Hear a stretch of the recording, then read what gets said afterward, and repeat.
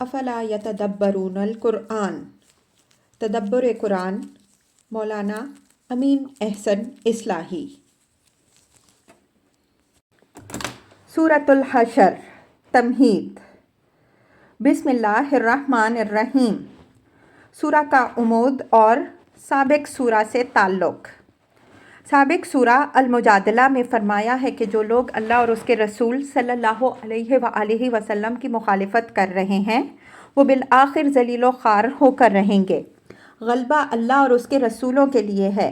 اس سورہ میں اسی دعوے کو بعض واقعات سے مبرہن فرمایا ہے جو اس دوران میں پیش آئے، اور منافقوں کو آگاہ کیا گیا ہے کہ اگر وہ آنکھیں رکھتے ہیں تو ان واقعات سے سبق لیں کہ جن دشمنوں کو وہ ناقابل تسخیر خیال کیے بیٹھے تھے، اللہ تعالیٰ نے کس طرح ان کے دلوں میں رعب ڈال دیا کہ وہ خود اپنے ہاتھوں اپنے گھروں کو اجاڑ کر جلا وطنی کی زندگی اختیار کرنے پر مجبور ہوئے، اور ان کے حامیوں میں سے کوئی ان کا ساتھ دینے والا نہ بنا۔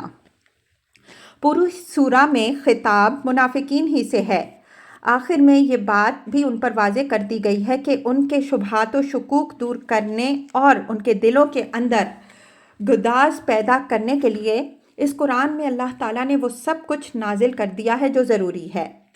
اگر یہ قرآن کسی پہاڑ پر بھی اتارا جاتا تو وہ بھی اللہ کی خشیت سے پاش پاش ہو جاتا۔ اگر یہ تمہارے دلوں پر اثر انداز نہیں ہو رہا ہے تو اس کے معنی یہ ہے کہ تمہارے دل پتھروں سے بھی زیادہ سخت ہیں، اور تم بیزار ہو کہ اللہ تعالیٰ تمہارے ساتھ وہی معاملہ کرے گا جو تمہارے جیسے سنگ دلوں کے ساتھ وہ کیا کرتا ہے۔ سورہ کے مطالب کا تجزیہ۔ آیات 1 تا 4۔ یہود بنی نذیر کی جلا وطنی کی طرف اشارہ۔ نقض عہد اور نبی صلی اللہ علیہ وآلہ وسلم کے قتل کی سازش کی جرم میں ان کو ان کے گھروں سے نکل جانے کا حکم دیا گیا۔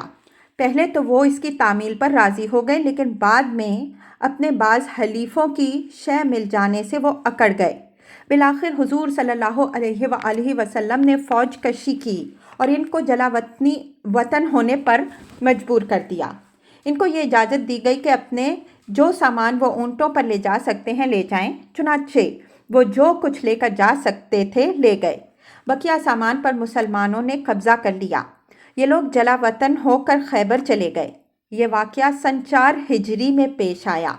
منافقین کو اس واقعے سے عبرت حاصل کرنے کی دعوت دی گئی ہے کہ تم سمجھتے تھے کہ ان کو نکالا نہیں جا سکتا، حالانکہ یہ نکلے، اور اس طرح نکلے کہ اپنے بنے بنائے گھروں کو انہوں نے خود اپنے ہاتھوں سے اجاڑا۔ اللہ کے رسول صلی اللہ علیہ وآلہ وسلم کے مخالفین کا یہی حشر ہوتا ہے۔ مطلب یہ ہے کہ اگر تم نے ان کا سہارا لینے کی کوشش کی تو یہ اجڑے گھر کی درباری ہوگی، اور تمہارا بھی وہی حشر ہوگا۔ آیات 5 تا 10۔ ایک جملہ معترضہ جس میں برسر موقع یہود اور منافقین کے بعض اعتراضات کا جواب دیا گیا جو انہوں نے بنی نذیر کے باغوں کے اجاڑنے اور اموال فے کی تقسیم سے متعلق اٹھائے۔ نیز انصار اور مہاجرین کے اس سیر چشمانہ رویہ کی تحسین فرمائی گئی ہے جو منافقین کے برعکس انہوں نے اموال فے کے معاملے میں اختیار کیا۔ آیات 11 تا 17۔ منافقین کی ایک اور شرارت کی طرف اشارہ۔ انہوں نے بنی نذیر کے جلا وطن ہو جانے کے بعد بنو قریظہ کی پیٹھ ٹھونکنی شروع کر دی کہ ہم آپ لوگوں کے ساتھ ہیں، اگر بنی نذیر کی طرح آپ لوگ بھی نکالے گئے تو ہم آپ کے ساتھ نکلیں گے، اور اگر آپ پر حملہ ہوا تو ہم آپ کے ساتھ ہو کر لڑیں گے۔ قرآن نے آگاہ کیا ہے کہ یہ محض زبان کے سورما ہیں، نہ نکلنے میں ساتھ دینے والے ہیں نہ لڑنے میں۔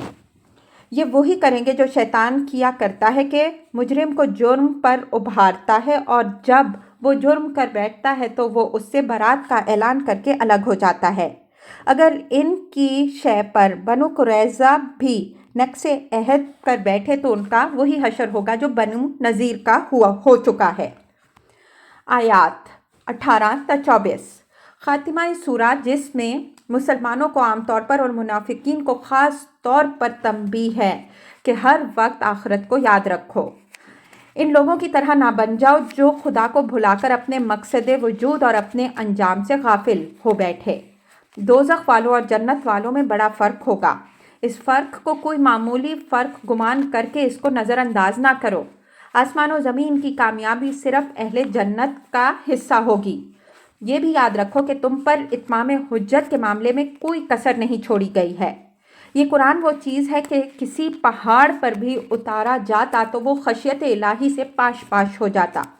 اگر تمہارے دل اس سے اثر پذیر نہیں ہو رہے ہیں تو یہ قرآن کا قصور نہیں بلکہ تمہارے دلوں کا قصور ہے کہ وہ پتھروں سے بھی سخت ہیں۔ آخر میں اسماء الہی کا حوالہ تاکہ اہل ایمان میں ان کے ذکر سے کامل تفویض و تسلیم، ضعفاء میں عزم و توکل اور منافقین کے اندر خوف و خشیت پیدا ہو۔ پھر سورہ کا خاتمہ اسی آیت پر ہوا ہے جس سے آغاز ہوا تھا۔